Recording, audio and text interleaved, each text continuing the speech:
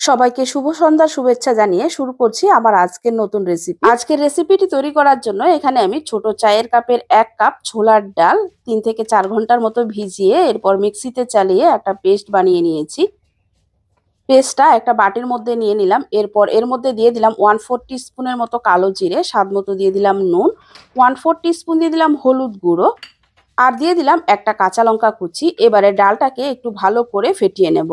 ছোলার ডালের বড়া বানালে বড়া বানানোর আগে ডাল বাটাটাকে এভাবে একটু ভালো করে ফেটিয়ে নিলে এরপর বড়া বানালে আর সেই বড়া দিয়ে তরকারি রান্না করলে ডালের বড়াগুলো খুবই ফ্লাফি হয়।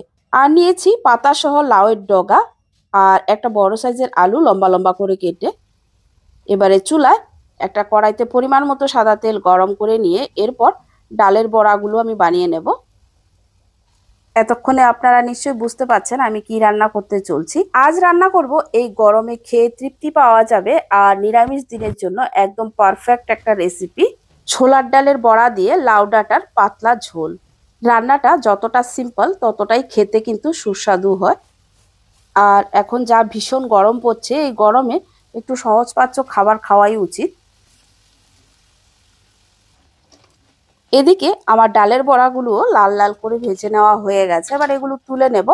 এরপর বাকি তেলেই আমি দিয়ে দেব দুটো শুকনো লঙ্কা ফোড়ন, একই সাথে দিয়ে দিলাম দুটো তেজপাতা আর দিয়ে দেব 1/4 টিস্পুনের মতো 5 ফোড়ন। ফোড়নটাকে একটু ভেজে নিয়ে এর মধ্যে প্রথমে দিয়ে দেব লম্বা করে কেটে রাখা আলুর টুকরোগুলো। আলুর টুকরোগুলো 2 মিনিটের মতো একটু ভেজে নেব।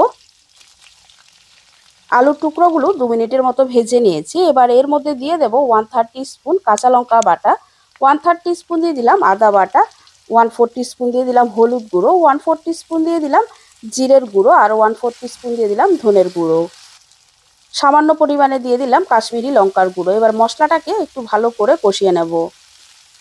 মাঝারি আছে 2-3 মিনিটের মতো মশলাটাকে ভালো করে কষিয়ে নিয়ে এর মধ্যে কেটে রাখা লাউয়ের পাতা আর ডাঁটাগুলো দিয়ে দিলাম। এবারে ভালো করে নেড়ে চেড়ে আলু সহ মশলার সাথে ভালো করে মিশিয়ে নেব।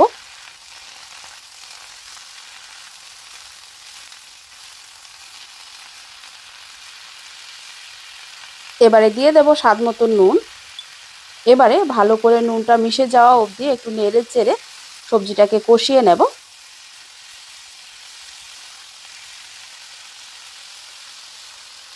সবজি ভালো করে কষানো হয়ে গেছে। এবার এর মধ্যে দিয়ে দেব পরিমাণ মতো জল।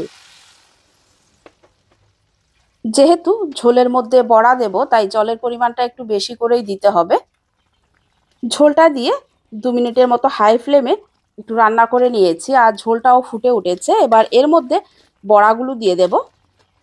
বড়াগুলো দিয়ে মাঝারি আছে আরও 3 থেকে 4 মিনিটের মতো রান্না করে নেব। আমার রেসিপিগুলো যদি আপনাদের ভালো লেগে থাকে তাহলে অবশ্যই একটা লাইক, কমেন্ট আর শেয়ার করে দেবেন। আর আপনি যদি আমার আইডিতে আজ নতুন হয়ে থাকেন তাহলে অবশ্যই আমার আইডিটা ফলো করে রাখতে পারেন নতুন নতুন রেসিপির জন্য। আর আপনি যদি ইউটিউব থেকে দেখে থাকেন তাহলে অবশ্যই ইউটিউব চ্যানেলটি সাবস্ক্রাইব করে পাশে থাকা বেল বাটনটা প্রেস করে অল করে দেবেন। এতে করে আমার রেসিপিগুলো সর্বপ্রথম আপনার কাছেই পৌঁছে যাবে। 3-4 মিনিট মাঝারি আঁচে রান্না করার পর সবজিটা কিন্তু আমার প্রায় হয়ে এসেছে। সবশেষে এর মধ্যে আমি দিয়ে দিলাম 1/4 টিস্পুনের মতো চিনি আর 1/2 টিস্পুন দিয়ে দিলাম ঘি। ঝোলটা কিন্তু আর বেশি টানাবো না, কেননা এটা নামানোর পর ঠান্ডা হয়ে গেলে এই বড়াগুলো কিন্তু রসটা অনেকটাই সোক করে নেবে।